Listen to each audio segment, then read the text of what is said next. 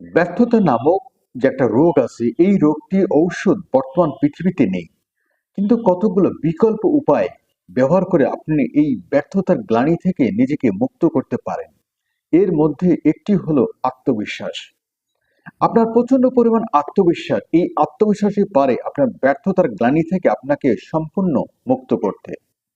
আর একটি প্রয়োজন, সেটা হচ্ছে কঠোর পরিশ্রম। আপনার কঠোর পরিশ্রমের কাছে যে কোনো কিছু তুচ্ছ। আপনি যদি কঠোর পরিশ্রম করেন, তাহলে আপনি যে ব্যর্থ হয়েছেন সেই ব্যর্থতা থেকে অতি দ্রুতই আপনি সফলতায় পৌঁছে যাবেন।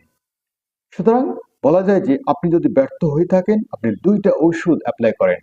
একটা হচ্ছে আত্মবিশ্বাস এবং সেই সঙ্গে আপনার কঠোর পরিশ্রম। এই দুইটার সমন্বয়ে আপনি ব্যর্থতার গ্লানি থেকে সম্পূর্ণ নিজেকে মুক্ত করতে পারবেন। ধন্যবাদ। যদি ভিডিওটি ভালো লাগে, সবাইকে দেখার